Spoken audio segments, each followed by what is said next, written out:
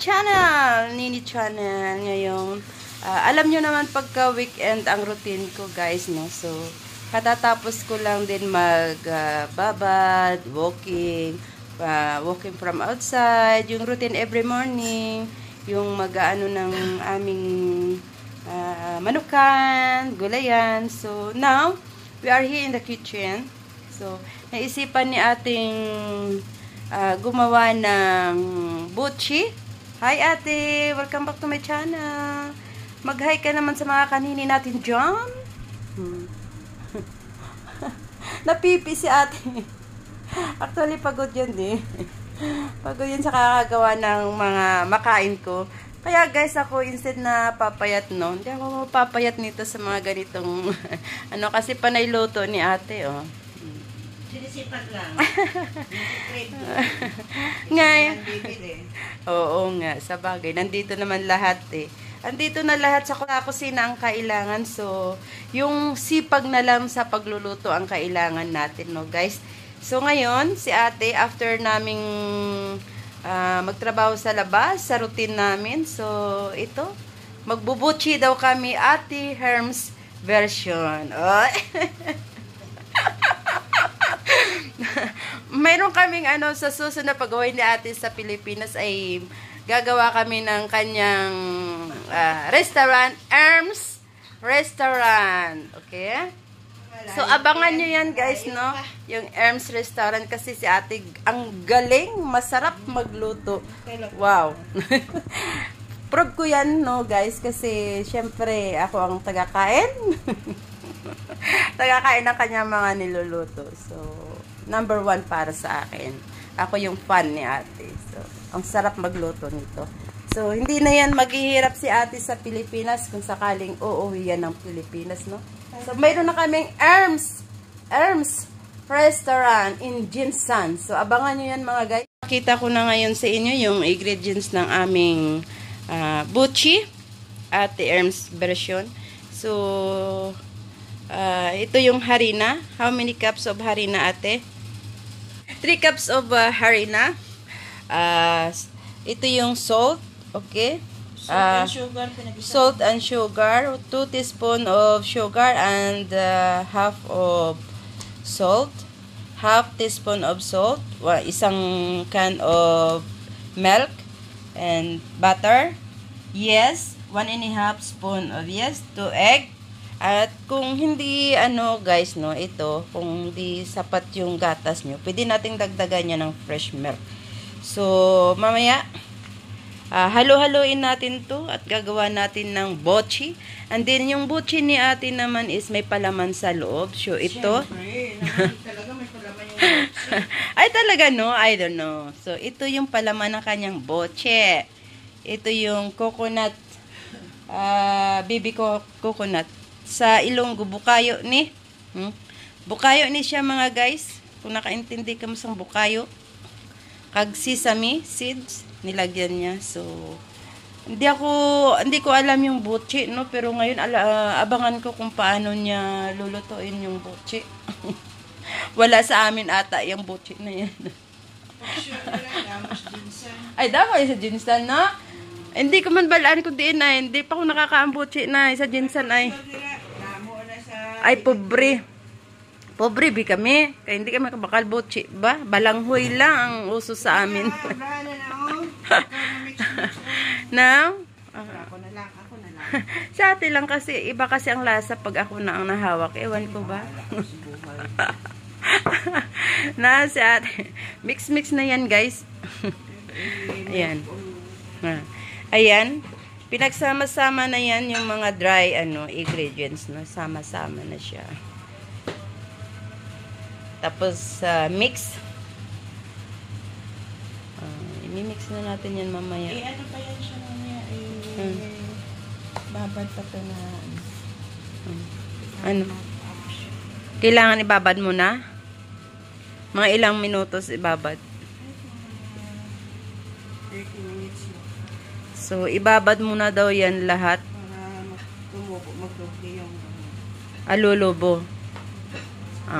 Mag-expand. So, kailangan pala ito, no, ibabad muna na kahit kalating oras lang para lumobo yung harina. Saka maging masarap din siguro yan. Masarap to. Basta lutong Pinoy talaga. Walang... Basta luto ni Ate Erms Restaurant. Masarap yan. Masarap talaga, no? Kahit itong puto nga ni ate na niluto, no? Sarap. Kaya, sarap balik-balikan ang kanyang luto. Ayan na guys, minimix na ni ate ang kanyang mga ingredients. So, pagkatapos niyan, iiwanan lang namin ng mga 30 minutes. So, it's not enough yung isang, yung tawag nito, isang can na ibak. So, dagdagan ni ate ng fresh milk. Estimate lang, no? Kailangan nyo lang estimate kung gaano kadami. Nasa inyo na po yan, guys, kung paano.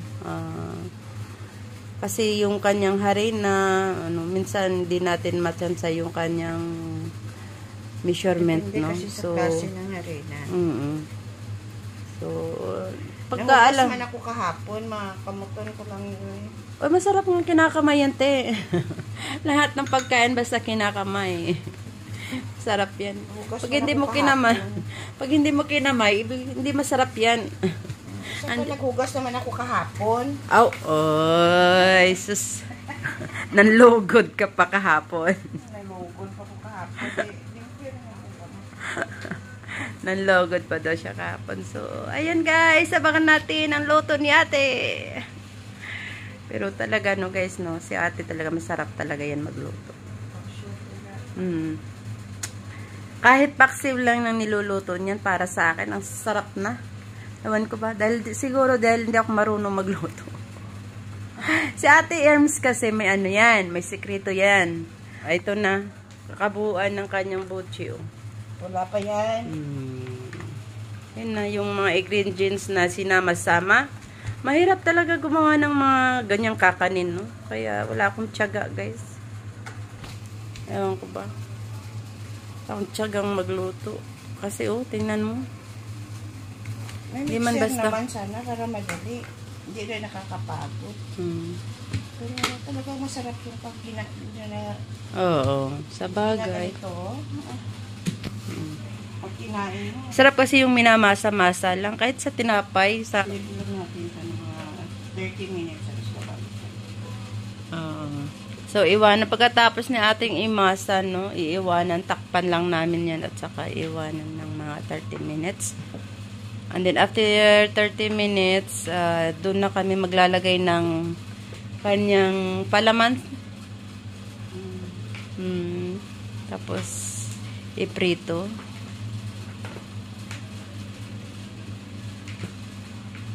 Akala ko nga ikaw ang gagawa eh. Hindi ako marunong. Yan na. Done na guys, no? So, itabi muna yan ni ate. Tatabi niya muna yan sa mga, hintayin namin ng mga 30 minutes. Lulubo ng konti. Takpan. So, balik tayo mamaya. Abangan natin mamaya kung paano natin. Papakita natin paano doon. Okay na nga yung ano ko eh. Pakiapat.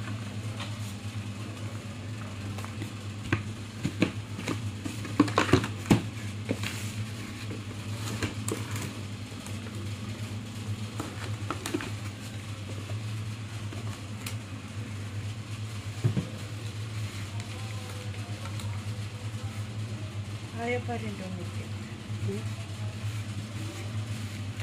So, tabi lang muna natin yan dyan. Iwan muna natin ng 30 minutes.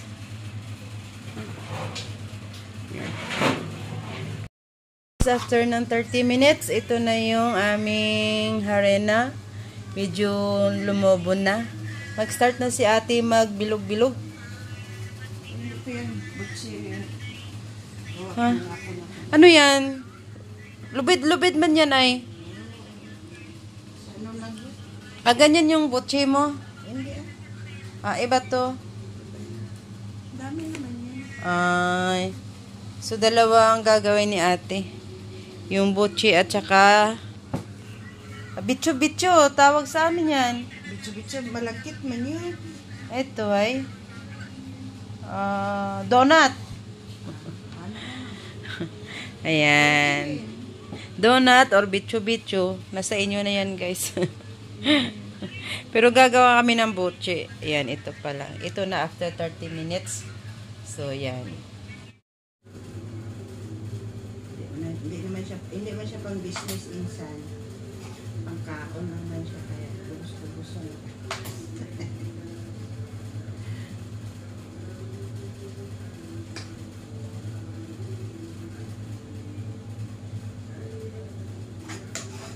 Saman siya, butsi, ang bulog.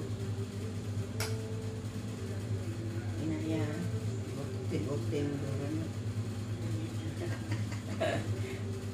Butsi. Tawag sila. Bitcho-bitcho.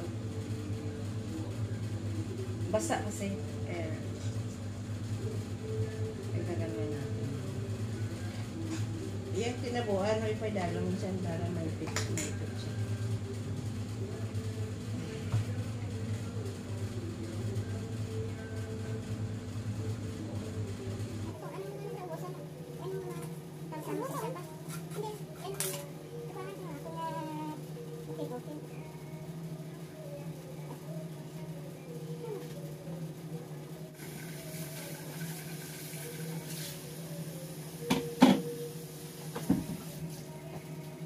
Guys, natapos na namin ang butchi na ginawang bilog-bilog na. Tapos na namin nilagyan ng palaman yung butchi. So, ito na. Iwanan muna namin to ng mga 10 minutes to, sabi ni ate. Tapos, bago iprito. So, mamaya guys, tingnan natin mamaya. Ayan guys, nagprito na si ate. Yan na yung butchi, oh. Saka yung bitcho-bitcho. So, ipiprito na namin siya. After ng 10 minutes. Kaya na mag-brown-brown lang siya. So, mabilis naman din siyang lutuin. Kaya, ayan, ganyan. Bilis siya mag-brown. So, nauna niyang pinirito is yung lubid-lubid. Bitcho-bitcho. Ayan, yummy. Yummy na yan. Malambot yan. Kasi nga, binabad ni ate. Kumbaga. So, yung kanyang tinapay yan siguro malambot. Ayan na guys. Cook well done ang aming butchi.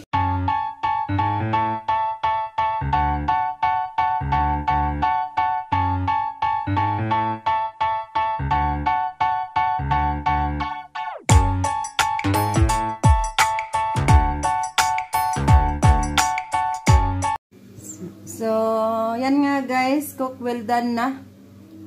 Titikman ko na yung niluto ni ate na butchi. Butchi. So, bago tayo magtatapos ng aking video, shout out muna tayo. Shout out sa mga viewers natin dyan. Sa mga subscribers, mga solid supporters.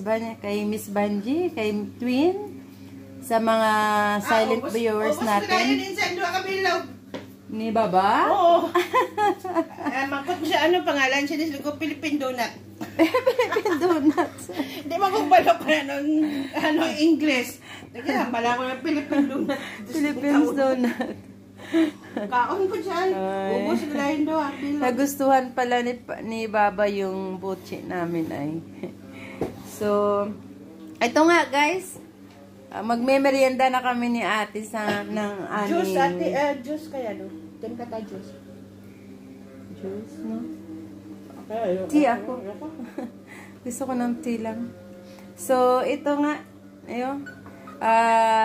Salamat. So, shout out sa mga viewers natin, sa mga solid supporters, sa mga silent viewers natin dyan. Sana nagustuhan nyo itong aking video. So, sa mga family ko dyan, sa Pilipinas, hello sa inyo. Naway di kayo magsawa manood ng aking video. So, guys, sana nag-enjoy kayo sa araw na ito. So, thank you very much. God bless. Bye-bye.